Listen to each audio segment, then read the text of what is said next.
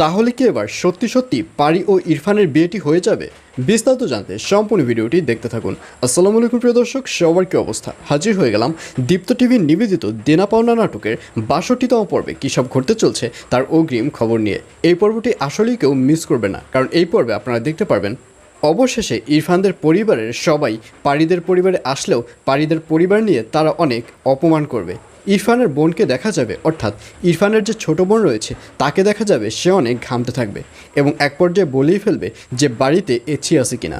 আর এই কথা শুনে ইরফানের বাবা বলবে, না আমাদের বাড়িতে কোনো এছি নেই, আসলে আমাদের বাড়িতে এছি কেনার সেরকম সামর্থ্য নেই, এই জন্যই আমরা এছিটি কিনিনি। আর এই কথা শুনে ইরফানের ভাবিকে দেখা যাবে সেও হাসতে থাকবে। ইরফানের ভাবি ইরফানের বোনকে বলবে, তুই বোকার মতো এই কথাটি কিভাবে বললি? যে বাড়িতে একটা কাজের লোকই নেই সে বাড়িতে এসিটা না থাকাই তো স্বাভাবিক, এ কথা আবার বলতে হয়? তখন ইরফানের বোনকে আর কোনো কথা বলতে দেখা যাবে না।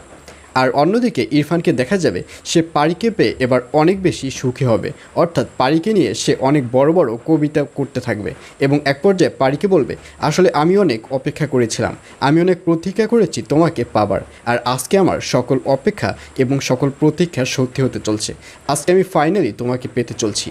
আর এই কথা শুনে পারি বলবে, আসলে এখনও কিন্তু আমাকে পাওনি, এর আগে কিন্তু অনেক প্রসেস রয়েছে, সেই সব প্রসেস কমপ্লিট হওয়ার পরে কিন্তু আমাকে তুমি পাবে, সুতরাং সে অবধি আমাদের অপেক্ষা করতে হবে।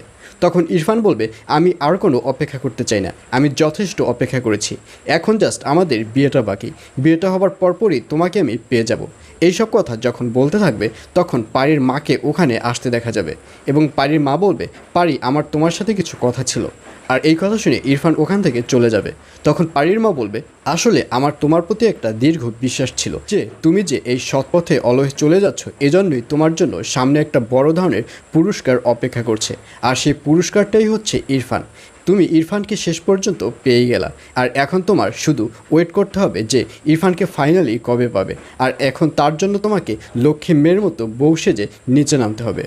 আর এই কথা শুনে পারিকে দেখা যাবে সে মুচকি হাসবে এবং এক পর্যায়ে পারি সেজেগুজে নিচে নামবে এবং নিচে নেমে তার যে ভাবি বোন, অর্থাৎ ইরফানের ভাবি বোন এবং ইরফানের বাবা সবার সামনে এসে হাজির হবে। তখন ইরফানের ভাবিকে দেখা যাবে সে পারিকে দেখে অনেক ইনসাল্টমূলক কথা বলতে থাকবে। আর এছাড়াও থাকবে আর আশ্চর্য সকল ঘটনা। সুতরাং সবাইকে দেনা পাওনা নাটকের আগামী পর্ব দেখার আমন্ত্রণ রইল।